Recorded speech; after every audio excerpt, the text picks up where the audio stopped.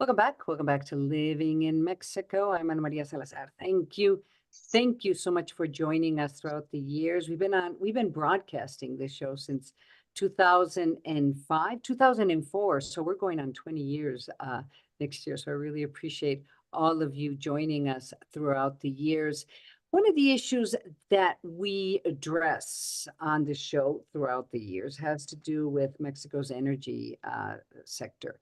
And I have to say, a couple of, I would say about a month ago, maybe a little bit more, there was an article that caught my eye that I swear I did not pay enough attention to, and I think it's important to start to address it. And it has to do what is happening with Pemex, and I want to see if you guys can see this. Let me just show you this. This article that was published in The Economist. And the interesting thing is this article basically highlights, there's problems with Pemex. Pemex is the worst, most indebted oil company in the world. And there's some information I was reading recently that it's one of the most indebted companies, not oil companies, just companies in the world. So I guess the question is, what does this mean for Mexico's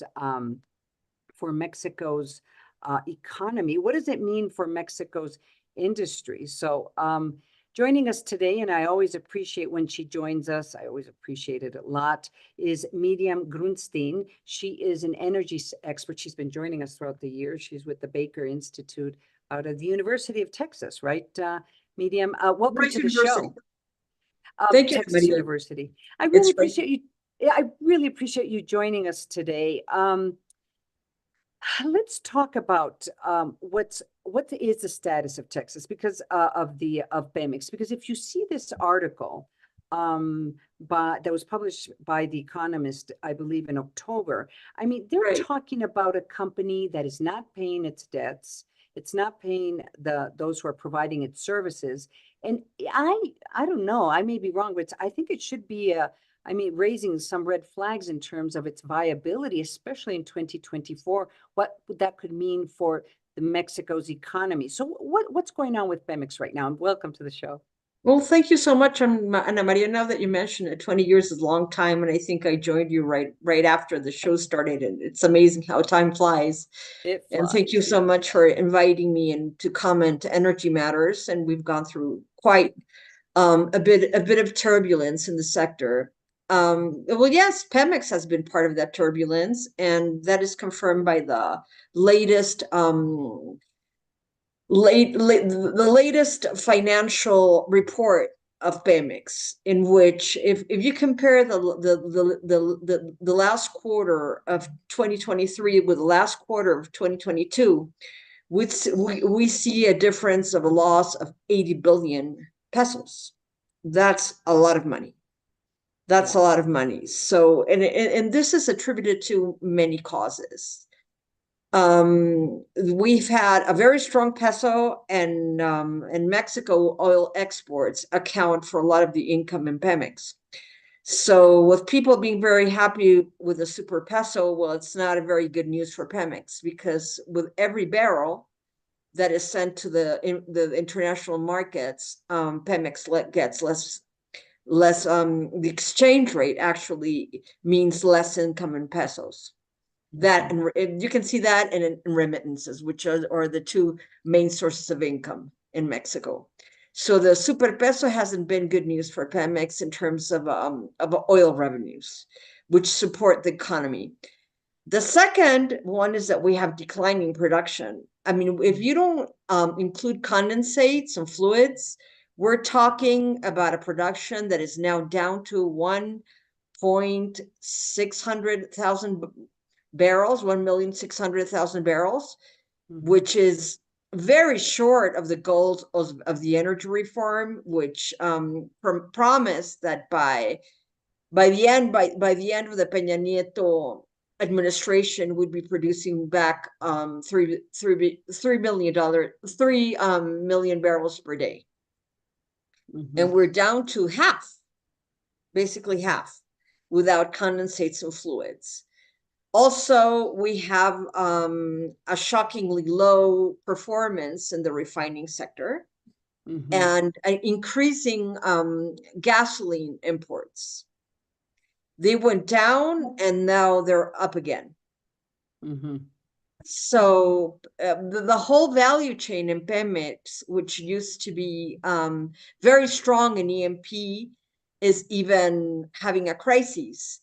Now, the Mm-hmm. interesting is that exploration and important exploration and production agreements are being assigned to Pemex. Shell just assigned a very important exploration and production agreement to Pemex in deep water.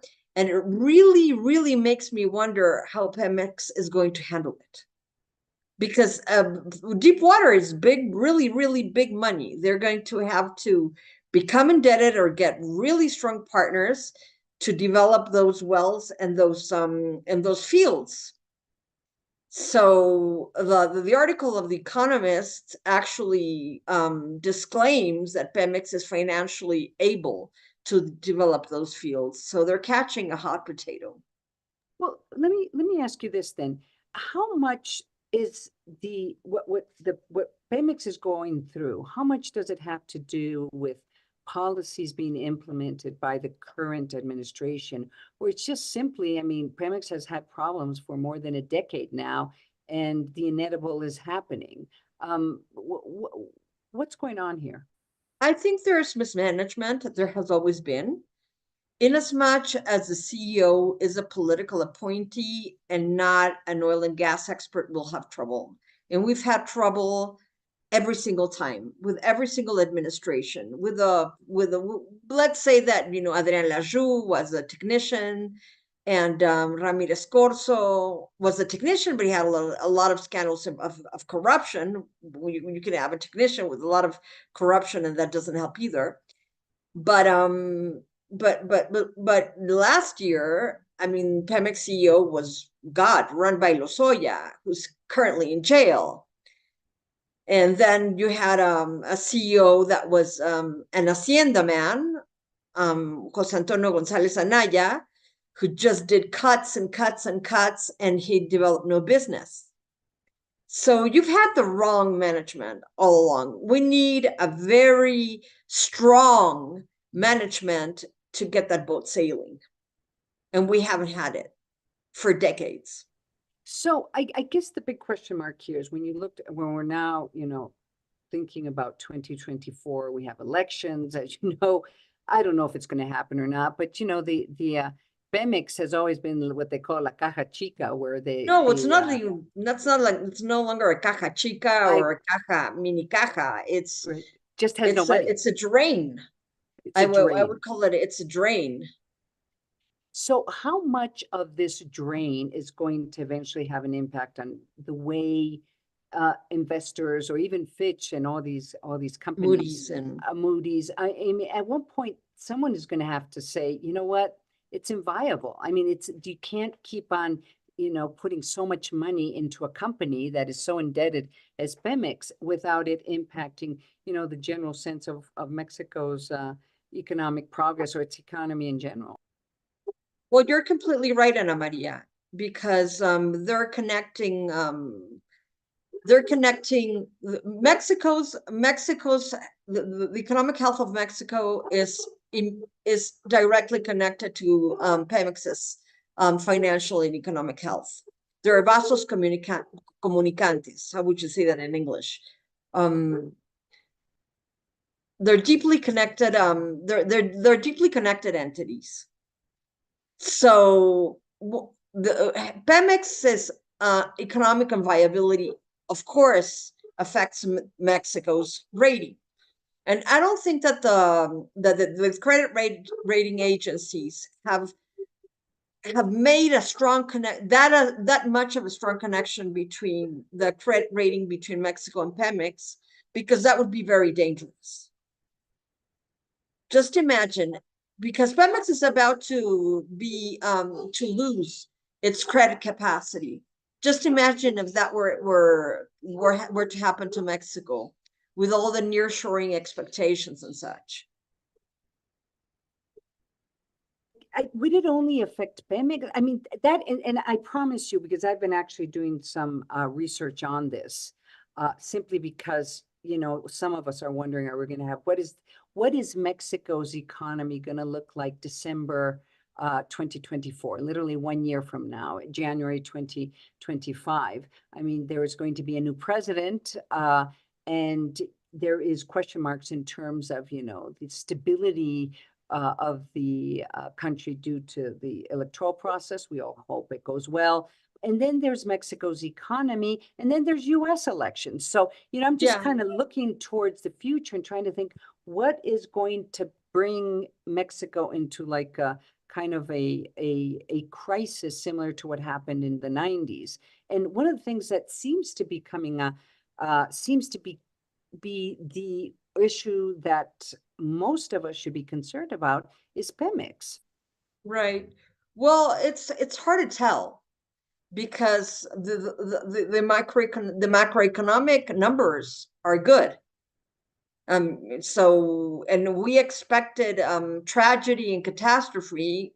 A lot of us did when President López Obrador came to power, but actually we're one of the strongest economies in Latin America. Yeah, who would have So, thought, huh? But it's true. But it's true. I mean, we have to be objective, you know. I mean, we have other problems, but basically, I mean, if you look at the macroeconomic numbers, they're really not bad. They are. You're right. You're absolutely right. Well, let's do this. Hopefully you'll come back soon and we'll have a better sense as to what the rest of 2024 is going to look like. Right. As it'll be hard because, you know, it's when it's an elections year, there's always this kind of, you know, numbers get weird.